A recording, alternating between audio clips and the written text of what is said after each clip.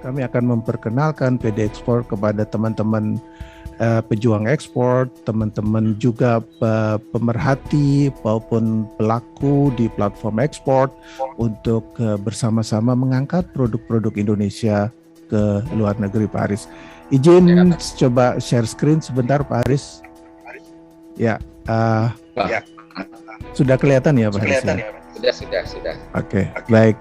Saya akan mulai dengan PD Export Roadshow Eropa bersama Indonesia Direct. Sedikit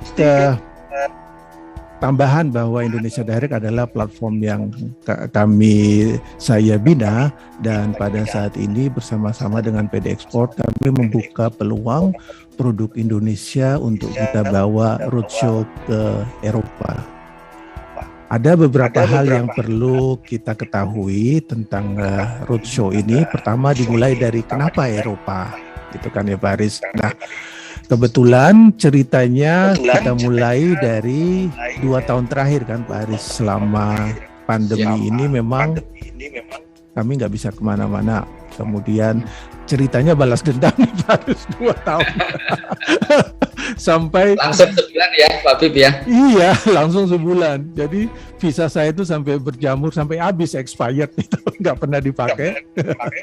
Jadi selama setahun saya 2 tahun saya nggak bisa kemana-mana. Visa Schengen saya kebetulan habis, dan ada nanti sedikit cerita tentang apply visa saat ini.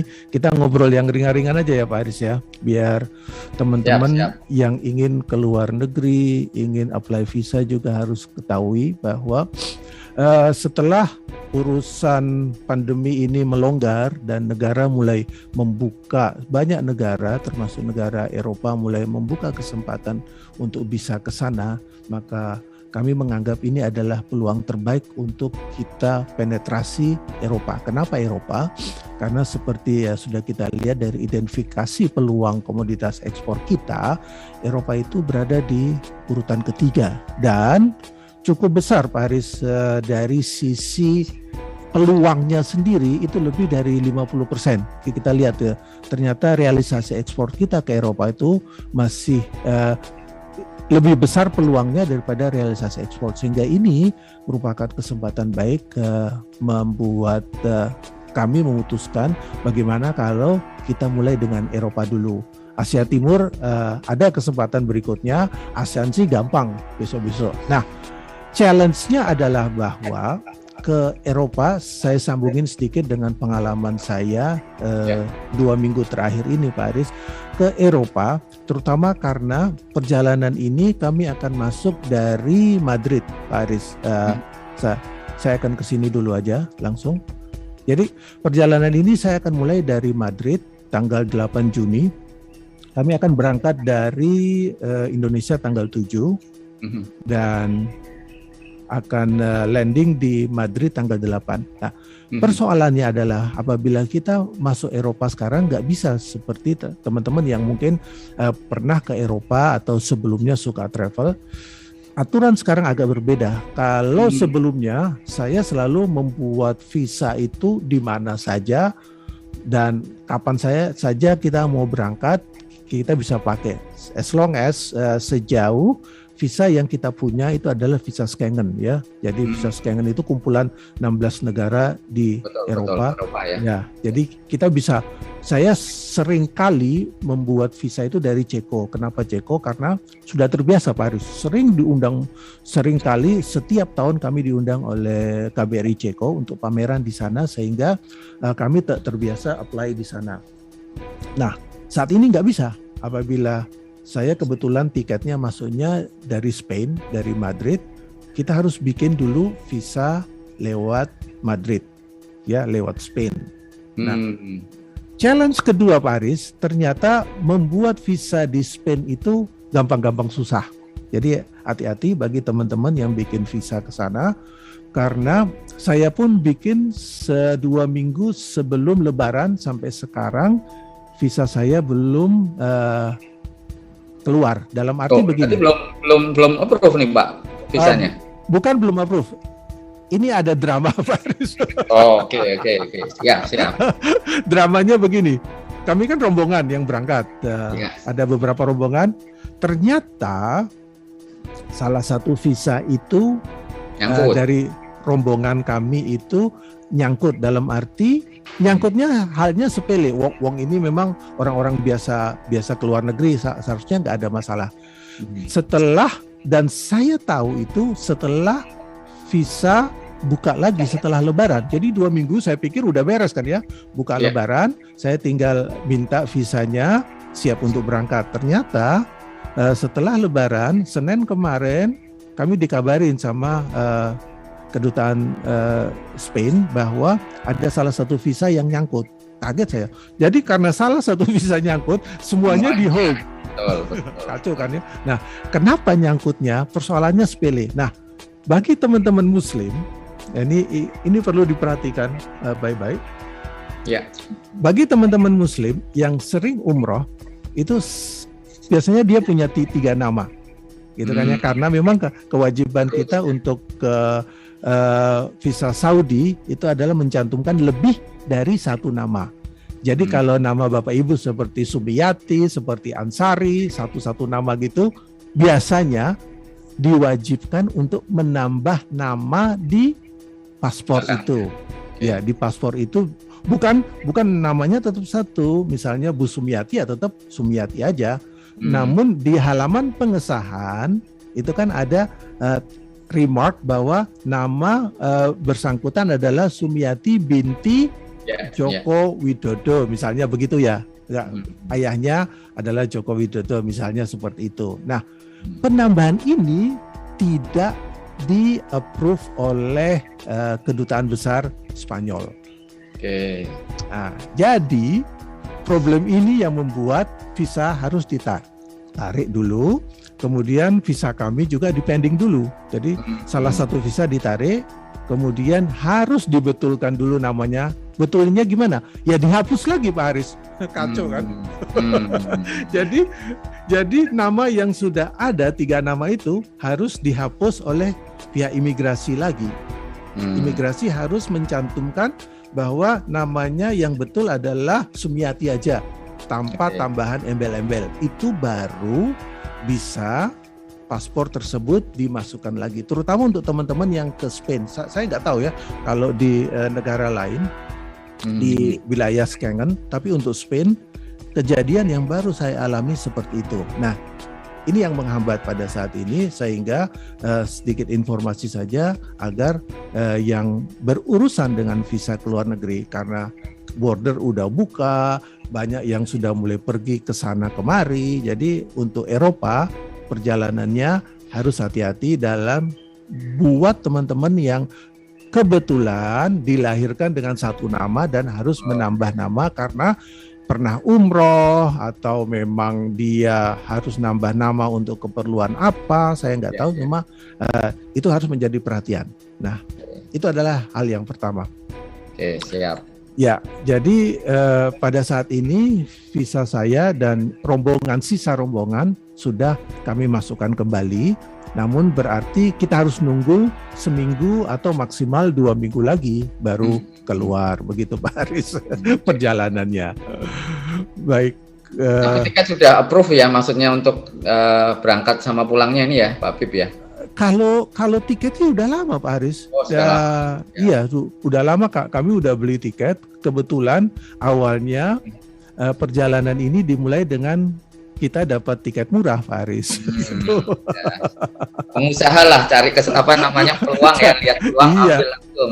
Ada tiket murah, kebetulan border udah buka. Saya ngobrol-ngobrol dengan teman-teman, ayo kita berangkat. Saya kontak Pak Haris, gimana nih Pak Haris? Ayo kita mau bikin program ke Eropa. Oke, Pak Haris mendukung, ya kita jalan gitu kan Pak Haris. Oke.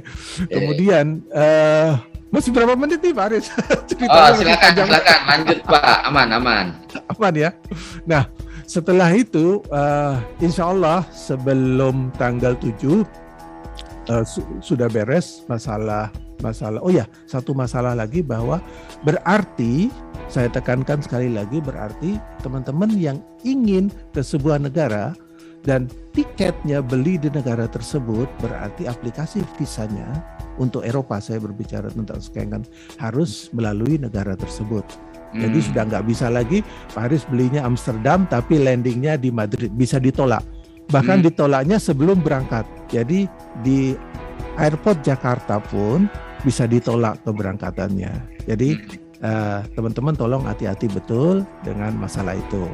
Nah, kalau nggak tahu ya nanti bisa kontak saya setelah ini, saya jelasin deh secara panjang lebar biar kita nggak fokusnya kita tetap ke PD Export dulu Pak Haris. Gitu. Siap. Baik, jadi jadwal roadshow kami cukup padat dan ini jadwal sementara yang kami masih membangun komunikasi dengan beberapa buyers, beberapa diaspora dan juga beberapa perwakilan Indonesia sehingga masih ada beberapa slot-slot yang masih bisa kami isi sehingga perjalanannya bisa efektif baik bagi PD Export sendiri, bagi UKM yang kita bawa dan Indonesia secara keseluruhan dalam meningkatkan ekspor kita, Pak Haris. Kita mulai dari 8 Juni kami akan ada landing di Madrid, istirahat sebentar. Kami sudah ada jadwal untuk ketemu dengan importir home decor di sana. Jadi importir home decor sekaligus importir makanan dan minuman Indonesia untuk hotel-hotel yang ada di Spanyol, Pak Haris. Jadi saya sudah bikin janji, bahkan beliau akan jemput saya di airport. Kemudian begitu turun, kita langsung meeting biar nggak habis waktu. Karena walaupun sebulan, ternyata setelah kita buat seperti ini, ternyata padat juga Pak Haris, padat Pak. Padahal target kita kan bisa lebih dari 100 meeting dan 10 MOU, 10 negara dan sebagainya. Jadi kami sedang membuat target-target itu dan setelah hari pertama kita ketemu dengan importir makanan, minuman dan home decor ini. Kemudian masih hari kedua kami masih di Madrid, kami akan bikin appointment untuk meeting dengan ADDAC di sana, atasi perdagangan gitu ya. Jadi kita sedang komunikasikan dan semoga bisa ketemu hari tersebut. Kita akan bicara banyak hal karena Madrid merupakan salah satu peluang yang besar untuk produk-produk Indonesia, terutama selain home decor pasti, home decor furniture itu sudah memang Spanyol merupakan salah satu pasar paling besar bagi produk furniture Indonesia. Namun kami ingin produk-produk lain juga Pak Haris, dan juga kami ingin memperkenalkan platform ekspor ini sehingga bisa juga di sana. Nanti kita akan mencoba membuat sebuah MOU atau apapun bentuknya sehingga ada kerjasama seperti yang kita pernah buat dengan Filipina ya Pak. Pak Haris masih ingat kan ya? Ya, betul. Pada setahun yang lalu kita pernah bikin MOU dengan para e-commerce, platform e-commerce di Filipina. Kita akan mencoba membuat hal yang sama di semua negara yang kita datengin. Baik di Madrid atau di Spain, kemudian kita akan lanjut ke ITPC Barcelona. Di situ juga kami akan mencoba mendeliver pesan yang sama dari teman-teman di PD Export. Dan setelah itu kami sudah men-setup meeting dengan diaspora kita yang ada di Barcelona, Pak Haris. Nah, di sini, jadi saya ke sana bukan cuma lihat Messi dan lihat sepak bola, Pak Haris. Nanti dianggap, Pak Habib ini memanfaatkan kesempatan mumpung di Barcelona, ya sebentar lah kita lihat stadionnya kayak apa kan ya. Atau kalau ada Pak Habib ya, kalau ketemu ya sama Messi ya. Oh iya, sayangnya dia udah di Paris, Pak Haris. Waduh, iya benar sih. Oke, jadi nanti saya usahakan ke stadionnya lihat kalau ada pertandingan. Saya biasa gitu Pak Haris, kalau lagi di Eropa, tahun waktu kita ke pameran di Milan itu ya sempetin juga, bukan cuma lihat stadionnya tapi nonton. Waktu itu Inter Milan main Pak Haris. Tiketnya lumayan mahal Pak Haris ya, 500 ribuan lah. Kurang lebih kalau dirupiahin. Padahal itu udah paling di atas. Saya nontonnya udah paling ujung sendiri karena last minute kan. Ternyata orang di sana kan sudah, mereka itu biasanya pelanggan. Jadi mereka sudah subscribe, sudah punya tiket. Terusan ya, Pak Bib ya. Terusan. Saya yang datang belakangan, saya sama teman-teman ya dapat paling atas. Itu pun paling atas, lihatnya udah kecil-kecil pemainnya, bayarnya masih 500.000. Mahal banget. Oke, lanjut. Setelah Barcelona, kami akan pindah langsung terbang dulu ke Jerman. Karena memang, kenapa langsung ngelewatin beberapa negara, langsung ke Jerman? Karena memang udah ada appointment yang sudah kami buat sebelumnya dengan, terutama dengan diaspora dan juga beberapa buyers di Jerman untuk pertemuan meeting-meeting. Nah, setelah itu, mumpung di Jerman, kami juga mengunjungi beberapa negara yang berdekatan. Mulai dari Vienna. Kenapa Vienna? Karena selama ini sudah hubungan kami udah baik banget dengan Vienna tiap tahun. Sebelum pandemi kami selalu diundang, ya diundang pameran di sana, Pak Aris. Nah, ini mumpung kami datang, kami akan memperkenalkan PD Export, mencoba menjalin networking dengan para diaspora juga, para pemain e-commerce di sana, membangun sebuah jaringan kerjasama, dan juga dengan Ceko. Kami akan melakukan hal yang sama di Ceko, Pak Haris. Nah, setelah dari Ceko, ya. Ini yang dilakukan PD Export melalui Sekjen. Ini sebenarnya juga salah satu anggota PD Export. Sebulan yang lalu selama Lebaran, Ramadan sampai dengan Lebaran juga sudah roadshow ke Eropa, Pak Amir, Pak Bib. Jadi sudah ada beberapa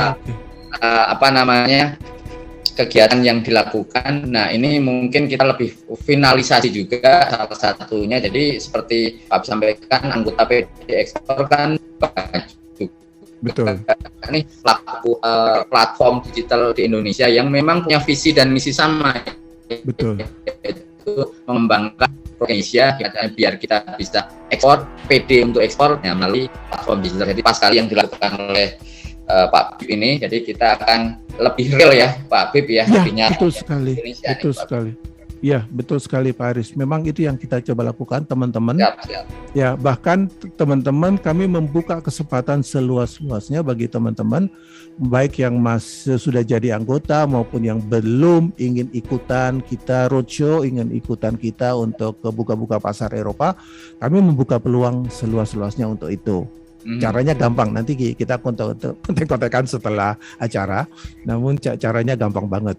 Nah, saya lanjutin sedikit lagi Pak Aris. Jadi setelah itu, karena memang berdekatan dan saya sudah paham betul rutenya, setelah itu kami akan ke Bratislava. Kami sudah membangun komunikasi dengan KBRI Bratislava, ketemu juga beberapa buyers dan diaspora juga ada di sana. Pak Aris kan kenal ya, ada 2 diaspora Indonesia yang sekarang lagi main di klub Senčika Bratislava, tahu kan ya? Si Witan sama Egi kalau nggak salah. Ketemu juga Pak. Nanti kita usahakan ketemulah gitu ya. Bratislava kan kecil banget Pak Aris. Mungkin sama Solo, gedean Solo ya. Iya, kecil banget negara itu. Jadi saling kenal lah kalau di sana, dan negaranya indah banget. Saya sudah beberapa kali ke sana. Asal diundang ke Ceko, pasti kami biasanya mampir di Bratislava, mampir juga di Vienna karena dekat-dekatan. Kemudian juga setelah itu kami akan sowan ke KBRI Warsaw, karena sudah ada undangan dari pihak KBRI untuk ketemu dan juga meeting dengan beberapa buyers dan serta diasporanya juga. Kami akan membuka kesempatan untuk jalin komunikasi tentang itu, Pak Aris. Setelah itu kami akan lanjut lewat darat, karena kebetulan dari Warsaw kita akan ke Belanda dulu. Kami akan ke Belanda.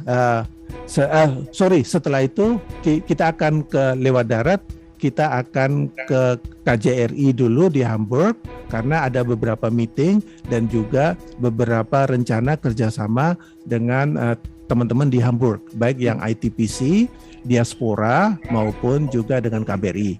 Nah, setelah itu baru kami akan ke Den Haag. Kenapa Den Haag? Karena memang selama ini Indonesia Direct sudah menjadi menjadi anggota dari PUM, sebuah organisasi yang banyak sekali membantu Indonesia Direct dengan mengirim ekspor-ekspornya ke sini, Pak Aris. Jadi UKM kita banyak dibantu oleh PUM sudah 3 tahun terakhir ini sebelum pandemi, dan ini akan dilanjutkan lagi karena beberapa pekerjaan kita yang tertunda. Nah, kesempatan ini yang akan saya manfaatkan untuk memperkenalkan PD Ekspor karena impact-nya buat saya akan jauh lebih besar lagi. Nah, dari situ mungkin kemudian Pak bisa menjelaskan lebih detail lah mengenai PUM itu apa, karena nih PUM ini kan mungkin bagi kita ya yang masyarakat umum ya masih belum paham nih. Tapi mungkin sebagai informasi, PUM itu kan salah satu bagian lah menurut saya ya, bagian dari pemerintah Belanda yang menurut saya dia lebih implementatif karena di dalamnya itu adalah pelaku-pelaku usaha di Belanda yang pengalamannya sangat luas. Mungkin kalau itu mbahnya impor lah, kalau tadi saya bilang mbahnya ekspor kita di sini, nah mbahnya impor, dia pengusaha-pengusaha yang di sana dan dedikasi untuk memberikan ilmunya, networkingnya bahkan untuk membantu pihak-pihak luar termasuk di Indonesia untuk pengembangan produknya ya, termasuk ekspor mungkin ke Belanda dan Eropa. Betul seperti itu ya Pak Vip? Ya, betul sekali. PUM itu adalah sebenarnya sebuah organisasi non-profit yang dibiayai oleh pemerintah Belanda. Mereka membawai para ekspor dan saya beruntung dapat beberapa ekspor yang terkenal. Salah satunya adalah CMO-nya Frisian Flag, itu perusahaan multinasional gede banget.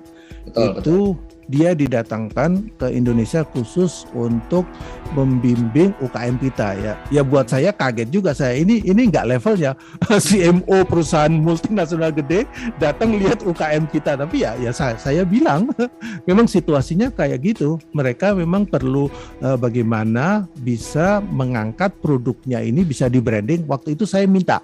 Jadi PUM itu tergantung apa yang kita minta. Selama ini di Indonesia Direct kami banyak minta tentang marketing atau branding, hal-hal yang mengangkat UKM biar bisa jualan produknya ini, bisa nge-brand produknya ini ke pasar internasional. Karena mereka punya perspektif yang mereka lihat itu kan perspektif mereka sebagai orang Eropa. Ya, sebagai orang Eropa, bagaimana produk kamu ini bisa masuk ke pasar Eropa, begitu kan? Nah, itu yang ingin kita gali. Dan pada saat ini kami meminta karena dari pengalaman sebelumnya kalau langsung ke marketing kayaknya susah deh. Jadi saya meminta expert untuk yang akan datang, rencananya para expert ini akan datang bulan September Pak Aris untuk periode berikutnya karena sekarang udah boleh dibuka. Expertnya pun sudah boleh ke Indonesia. Mereka akan ngirim expert ke Indonesia yang terkait dengan bisnis dan manajemen. Jadi bagaimana membuat planning bisnis, plan dan lain sebagainya, itu mereka akan ngajarin. Nah, impact-nya akan bagus sekali bagi teman-teman yang memang berada di asosiasi kita Pak Aris, karena di situ kita akan diajari bagaimana sih membuat bisnis plan yang bagus dan akan lebih nyambung untuk bisnis-bisnis teman-teman semua. Begitu Pak Aris.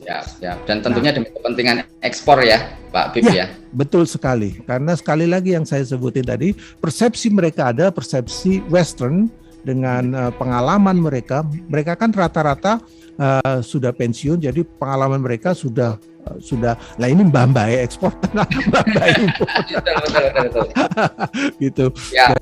Ya, dari situ kita akan belajar banyak tentang hal tersebut. Jadi kemudian setelah kami akan mencoba untuk membuat minimal LOI, ya semacam LOI dengan PUM. Kita akan melakukan sign MOU atau LOI dulu bahwa PUM akan juga membantu PD Ekspor untuk meningkatkan ekspor dari Indonesia. Setelah itu kita akan meeting dengan ADAC dan KBRI, sudah dibuat appointment-nya, dan setelah dari Den Haag, karena Belanda itu kan kecil kan Pak Aris, nggak gede-gede banget, jadi kami akan pindah ke Amsterdam. Saya sudah punya beberapa meeting dengan teman-teman diaspora untuk mengangkat produk-produk kita untuk mereka bisa jualin di Amsterdam atau di Belanda secara umumnya. Dan sebelum pulang karena saya kan tiket saya dari Madrid, berarti saya juga harus pulang lewat Madrid. Saya akan ke Maroko dulu. Kenapa Maroko? Kelihatannya kok ini Eropa tiba-tiba kok nyepil Afrika Utara. Betul. Karena Maroko itu dari Spain itu tinggal kita nyebrang lewat pakai ferry aja Pak Aris. Oke, nggak naik pesawat lagi ya Pak ya? Enggak. Jadi deket banget gitu. Seperti kalau Pak Aris sering ke Bali ya, lewat darat tapi kan ya, dari Ketapang ke Gilimanuk. Jadi kita tinggal naik ferry 30 menit, 60 menit udah sampai. Tapi masih bagian Eropa nggak nih Pak Maroko? Enggak. Jadi Maroko dia sudah negara di Afrika Utara. Betul. Punya peraturan visa tersendiri. Namun kebetulan sekali Maroko memang bebas visa Pak Aris kalau dari Indonesia. Jadi kalau teman-teman misalnya ada yang sudah sampai di Spanyol atau sudah sampai di Portugal, sisan aja nyebrang dikit.